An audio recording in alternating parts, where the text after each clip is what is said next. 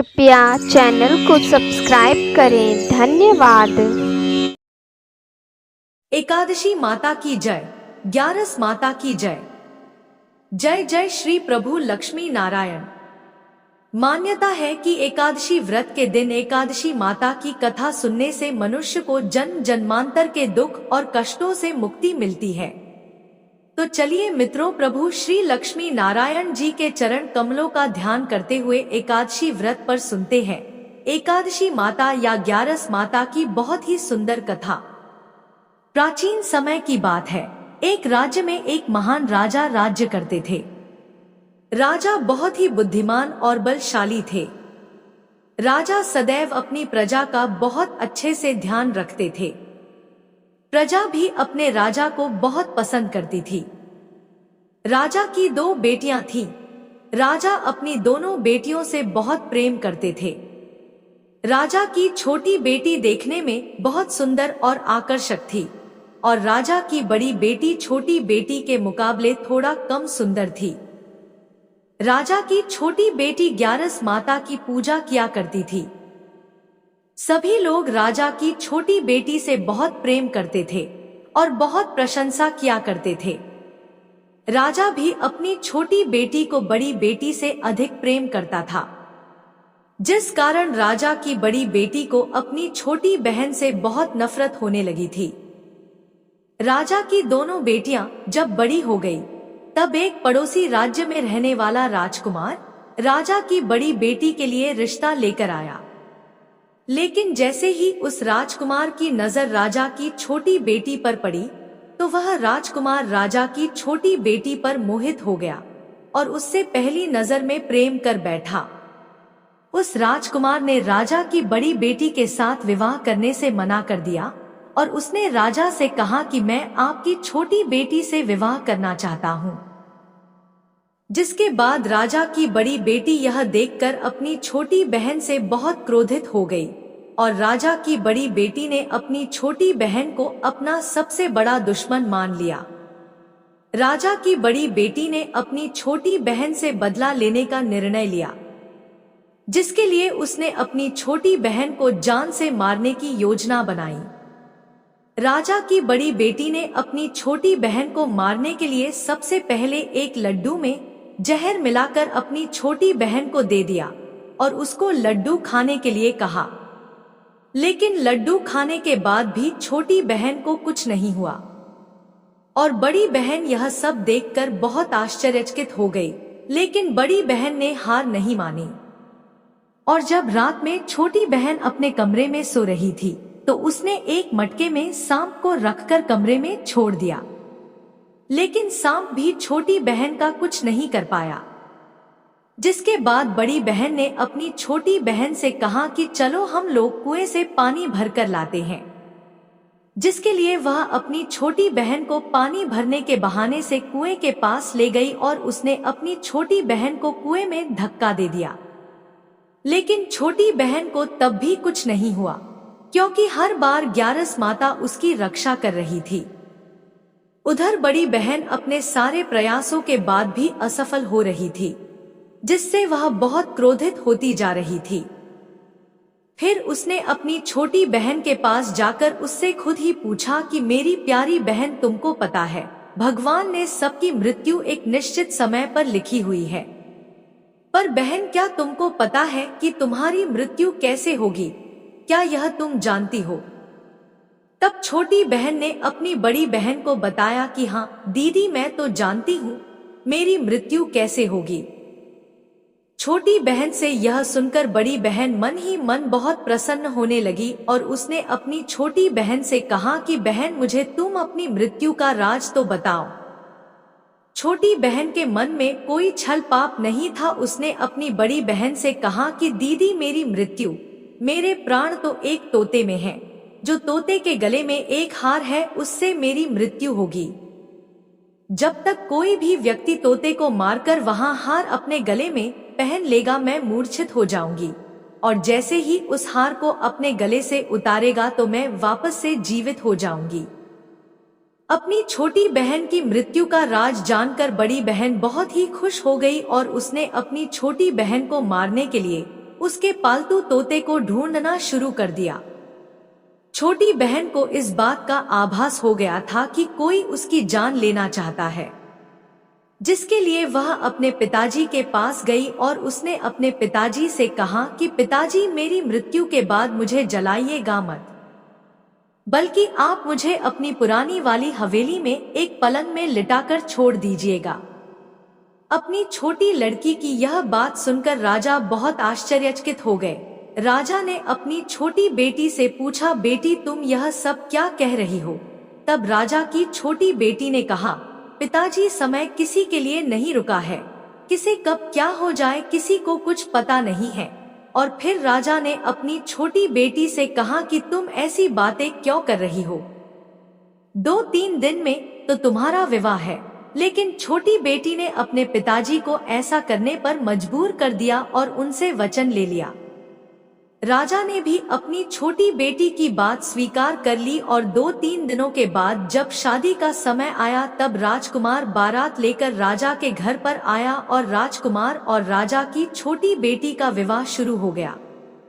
जैसे ही राजा की छोटी बेटी राजकुमार के साथ फेरे लेना शुरू करती है तो उसकी बड़ी बहन अपनी छोटी बहन के कमरे में जाकर उसके तोते को पकड़ लेती है और उसको जान से मार देती है और तोते की गले में जो था उसको अपने गले में धारण कर लेती है। जैसे ही बड़ी बहन उस हार को अपने गले में धारण करती है तो उधर छोटी बहन 3.5 ही फेरे ले पाती है और वहीं पर बेहोश होकर गिर जाती है। जिसके बाद राजा ने बड़े बड़े हकीमों को बुलवाया और अपनी छोटी बेटी का इलाज करने के लिए कहा। राजा की बात सुनकर वैद्य ने छोटी बेटी को जब जांच किया तो राजा को बताया कि आपकी छोटी बेटी ना तो जीवित है और न ही मरी हुई है। मैं ऐसा पहली बार देख रहा हूँ। राजा ने वैद्य और हकीम को यह बात बाहर बताने से मना कर दिया और उनको कहा कि अगर तुमने यह बात किसी को बाहर बताई तो हम तुम्हें फांसी दे देंगे। राजा ने अपनी छोटी बेटी को पुराने महल में जाकर एक पलंग पर लेटा दिया और वहां पर कुछ सैनिकों को तैनात कर दिया और वापस अपने महल पर आ गया। राजा की बड़ी बेटी अपने पिताजी के पास आई और कहने लगी कि पिताजी, अगर यह शादी संपन्न नहीं हुई तो आपकी इज्जत का क्या होगा? आप कहें तो मैं आपकी इज्जत बचाने के लिए राजकुमार से शादी करने के लिए तैयार हूँ। जिसके बाद राजा ने अपनी बड़ी बेटी की बात मान ली और राजा ने बड़ी बेटी को छोटी बेटी के कपड़े पहनाकर मंडप पर भेज दिया। लेकिन राजकुमार यह जान गया कि यह राजा की छोटी बेटी नहीं है बल्कि यह राजा की बड़ी बेटी है। लेकिन जब राजकुमार ने शादी करने से मना किया तो सभी लोगों ने राजकुमार को विवश करके राजा की बड़ी बेटी से बचे हुए फेरों को संपन्न करा दिया और विवाह करवा दिया। जिसके बाद राजकुमार राजा की बड़ी बेटी को अपने महल ले गया। राजकुमार राजा की बड़ी बेटी से ना तो बात करता था, ना ही उसको पसंद करता था और न ही उसके आसपास भटकता था। अब राजकुमार ने यह फैसला लिया था कि वह अपनी प्रेमिका को ढूंढ कर रहेगा और यह जानकर रहेगा कि उसके साथ हुआ क्या है। एक दिन राजकुमार अपने घोड़े पर सवार होकर राजा के पुराने महल के पास पहुंच गया, जहां पर उसने कुछ सैनिकों को देखा। महल के पास पहुंचकर राजकुमार ने जब महल को ध्यान से देखा तो वह समझ गया कि यह तो हमारे ससुर जी का ही महल है। तब राजकुमार ने सैनिकों से पूछा, तुम लोग यहाँ क्या कर रहे हो और इस महल के अंदर उस पलंग में कौन लेटा हुआ है? जिसके बाद सैनिकों ने बताया कि यहाँ पर राजा की छोटी बेटी बहुत समय से सोई हुई है।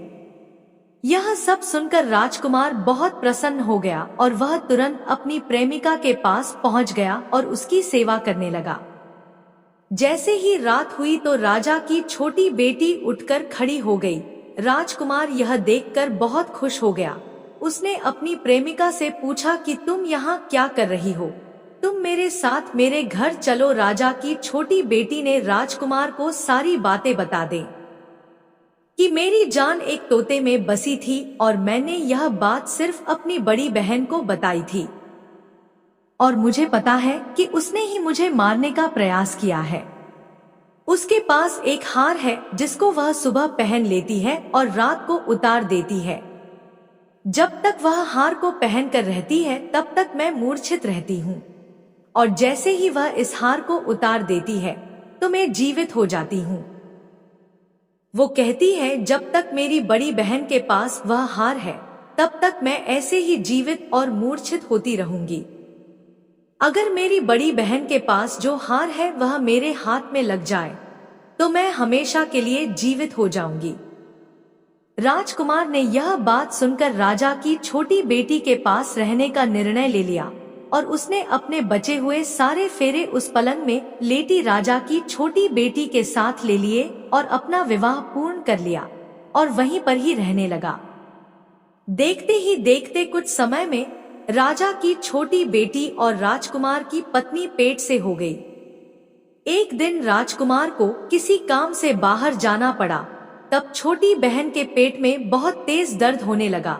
उसने ग्यारस माता का आवाहन किया, जिसके बाद वहां पर ग्यारस माता प्रकट हुई और उन्होंने अपने भक्त के दर्द को दूर किया और उसे एक पुत्र की प्राप्ति करवाई। उसी समय वहां पर अचानक से राजकुमार भी आ गया। राजकुमार ने ग्यारस माता को देखा तो वह आश्चर्यचकित हो गया और उसने तुरंत माता को प्रणाम किया और ग्यारस माता ने राजकुमार से कहा कि जब तुम्हारा पुत्र 5 वर्ष का हो जाए तो तुम अपनी पत्नी का हार लाकर इसके गले में डाल देना। और देखते ही देखते राजकुमार और राजा की छोटी बेटी का पुत्र 5 वर्ष का हो जाता है। तो राजकुमार अपने बेटे से कहता है कि बेटा, मैं कुछ काम से बाहर जा रहा हूँ, तुम अपनी माता का ध्यान रखना, और वहां से चला जाता है। राजा को बाहर निकलता देख बड़ी बहन के सैनिक देख लेते हैं और बड़ी बहन को जाकर सारी बातें बता देते हैं, जिसके बाद बड़ी बहन अपनी छोटी बहन के पुत्र को वहां से उठवा लेती है और उसको मरवा देती है और छोटी बेटी के पुत्र के 2 टुकड़े करवा देती है। पहला टुकड़ा चक्की के पास छुपा देती है और दूसरा टुकड़ा अपनी पलंग के नीचे रख लेती है। अब ग्यारस माता भिखारी का रूप लेकर उसकी बड़ी बहन के दरवाजे पर आती है और बड़ी बहन के पास चली जाती है, जिसके बाद वहां पर भिक्षा मांगने लगती है। बड़ी बहन अपने नौकरों से कहती है कि जाकर भिक्षा दे दो, लेकिन जैसे ही नौकर ग्यारस माता को भिक्षा देने के लिए आते हैं तो माता उन्हें मना कर देती है और कहती है कि मैं तुम्हारी महारानी से ही भिक्षा लूंगी। जिसके बाद बड़ी बहन स्वयं ही भिक्षा देने के लिए माता के पास आती है। उधर माता एक बिल्ली का रूप लेकर उसके कमरे में चली जाती है और वहां पर छोटी बेटी के पुत्र कोई 2 टुकड़े को आपस में जोड़ देती है और उसे जीवित कर देती है और उसे लेकर वहां से चली जाती है और राजकुमार को सौंप देती है। राजकुमार अपने बेटे को लेकर अपनी बड़ी पत्नी के पास जाता है और उसे कहता है कि तुम इसका ध्यान रखना, अगर तुम इस बच्चे का अच्छे से ध्यान रखोगे तो मैं तुमसे बात करूंगा। इसी प्रकार एक दिन राजकुमार अपने बच्चे से कहता है कि तुम माता से उनके गले का हार मांग लो। जिसके बाद राजकुमार का लड़का अपनी मम्मी के पास जाता है और कहता है कि माता, मुझे तुम्हारा हार चाहिए जो तुमने गले में पहन रखा है। यह सुनकर पहले तो बड़ी बहन बहुत क्रोधित होती है, पर उसको यह याद आता है कि राजकुमार ने कहा था कि अगर मैं इस बच्चे का ध्यान अच्छे से रखूंगी तो वह मुझसे बात करेंगे, जिसके कारण वह हार को उस बच्चे को दे देती है। वह बच्चा तुरंत ही उस हार को ले जाकर अपने पिताजी को दे देता है और तभी राजकुमार अपने बेटे को लेकर वहां से जाने लगता है और अपनी पत्नी से कहता है कि तुम हमारे लिए खाना बनाकर रखना, मैं शाम को आकर तुम्हारे साथ खाऊंगा। और वह अपने बेटे को लेकर वहां से चला जाता है। जिसके बाद वह राजा के पास जाता है और उनको सारी बातें बता देता है। राजा अपनी बड़ी बेटी की यह कटु कर्म सुनकर बहुत क्रोधित होते हैं और उसे सजा सुनाता है और अपनी परवरिश पर ही दोष देने लगते हैं और राजकुमार को अपनी छोटी बेटी के साथ रहने के लिए आदेश देते हैं। यह थी ग्यारस माता की पहली कथा। तो प्रेम से बोलिए एकादशी माता की जय, ग्यारस माता की जय। अब चलिए सुनते हैं एकादशी माता की एक अन्य कथा। गालव मुनि का भद्रशील नामक एक पुत्र था। भद्रशील ने बाल्यावस्था से ही एकादशी माता का व्रत और पूजा अर्चना आरंभ कर दिया था। वो सच्ची श्रद्धा और निष्ठा भाव से पूरे दिन एकदशी का व्रत करता और कथा सुनता। शाम के समय ब्राह्मणों को भोजन करवाया करता तथा पूरी रात्रि श्रीमन नारायण नारायण हरि हरि का जाप करता। अगले दिन यानी कि द्वादशी को एकादशी व्रत का पारण करके ही भोजन ग्रहण किया करता था। गालव मुनि ने अपने पुत्र को इतना कठिन पूजा पाठ करने से कभी नहीं रोका, लेकिन एक दिन बाल्यावस्था में ही पूरे दिन उपवास करने के कारण उनका स्वास्थ्य बिगड़ने लगा और वो बेहोश होकर भूमि पर गिर पड़े। गालव मुनि को इस बात का पता चला तो वो तुरंत ही अपने पुत्र से मिलने पहुंचे। अपने पुत्र की ऐसा दशा देखकर मुनि को बहुत ही पीड़ा और दुख हो रहा था। जब थोड़े समय बाद भद्रशील को होश आया तो मुनि ने अपने पुत्र से पूछा कि हे पुत्र, तुम इतनी छोटी आयु में इतना कठिन उपवास क्यों कर रहे हो और तुम्हें इस उपवास के बारे में किसने बताया है? भद्रशील ने कहा कि मैं कई जन्मों से इसी प्रकार एकादशी का पुण्य फलदायी उपवास करता आ रहा हूँ। पिताजी आमतौर पर किसी को भी अपना पिछला जन्म याद नहीं रहता है। जब तक बालक माँ के गर्भ में होते हैं तब तक उन्हें उनके पिछले जन्मों की सभी बातें और कर्म याद रहते हैं, लेकिन बालक का जन्म होने से ठीक पहले ही यह स्मृति मिट जाती है। परंतु भद्रशील को अपने पिछले जन्म की याद उस वर्तमान काल में भी थी और इसका कारण था यह एकादशी व्रत की शक्ति जिसका भद्रशील पालन किया करते थे। उन्होंने अपने पिता से कहा कि वे कई जन्म पूर्व में धर्मकीर्ति नामक राजा थे। धर्मकीर्ति के रूप में मैं बहुत ही क्रूर राजा हुआ करता था। उसके राज्य की प्रजा उसे बिल्कुल भी पसंद नहीं करती थी, क्यों धर्मकीर्ति उन पर बहुत अत्याचार किया करता था। जीवन में ऐसा कोई पाप नहीं बचा था जो उसने ना किया हो। एक समय की बात है, वह सूर्य उदय होने से पहले ही अपने सैनिकों के साथ शिकार पर गया हुआ था। वहां पर उसने जंगल में एक अत्यंत ही सुंदर और आकर्षक हिरण को देखा। राजा को वो हिरण बहुत ही मोहित कर रहा था और उसे वो हिरण अब किसी भी कीमत पर राजा को चाहिए था। राजा ने उस हिरण को पकड़ने के लिए अपने सैनिकों को उस हिरण को चारों ओर से घेरने के लिए कहा। राजा ने कहा कि जो भी हिरण को भागने देगा उसका पूरा परिवार मार डाला जाएगा। हिरण ने यह सुना और सोचा, बेचारे सैनिक, अगर मैं किसी भी सैनिक के पास से भागा तो इनके परिवार को यह दुष्ट राजा अवश्य ही मार देगा और मैं नहीं चाहता कि मेरे कारण किसी भी निर्दोष प्राणी का अहित हो। इसलिए हिरण किसी सैनिक के पास से भागने के बजाय राजा के पास से निकल भागा। राजा ने अकेले ही हिरण का पीछा करना शुरू कर दिया और अंत में खुद को एक घने जंगल के बीच में पाया। अब सूर्यास्त होने के कारण राजा उस घने जंगल के अंदर फंस गया। राजा को हिरण कहीं भी दिखाई नहीं दे रहा था। वहां से बाहर आने के लिए राजा दिन भर उस घने जंगल में रास्ता खोजता रहा, परंतु रात्रि होने के कारण उसे कुछ भी समझ नहीं आ रहा था। इसलिए राजा ने एक पेड़ के नीचे ही रात बिताने की योजना बनाई। उसने पूरे दिन में कुछ भी नहीं खाया था और उसे चारों ओर से खतरनाक जानवरों के गुर्राने की आवाज सुनाई दे रही थी, इसलिए वह सो नहीं पा रहा था।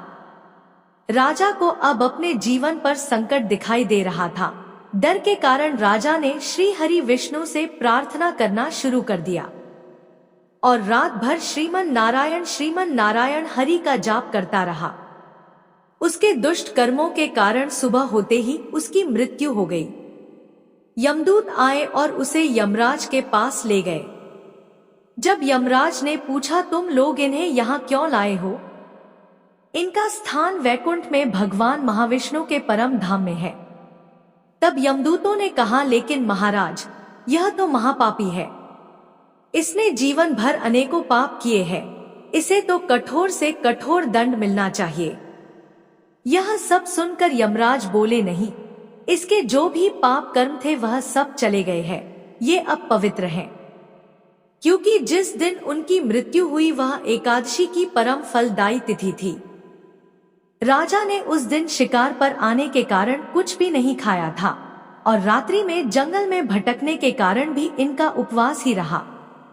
इस प्रकार से राजा ने दिन भर उपवास किया और रात में जागते हुए श्री हरि का स्मरण किया। इस पुण्य कर्म से उनके सारे पाप दूर हो गए और वे पवित्र हो गए। यमराज ने स्वयं एक स्वर्ण रथ बुलवाया और राजा को वैकुंठ भेज दिया। जब लोगों को इस बारे में पृथ्वी लोक में पता चला तो वे सभी एकादशी व्रत का पालन करने के लिए और अधिक सुखपूर्वक जीवन जीने लगे। हे एकादशी माता, जैसे आपने राजा पर कृपा की, हम सभी भक्तों पर भी अपनी कृपा यूं ही बनाए रखना। तो बोलिए ग्यारस माता की जय हो, एकादशी माता की जय हो। श्रीमन नारायण नारायण हरि हरि, श्रीमन नारायण नारायण हरि हरि।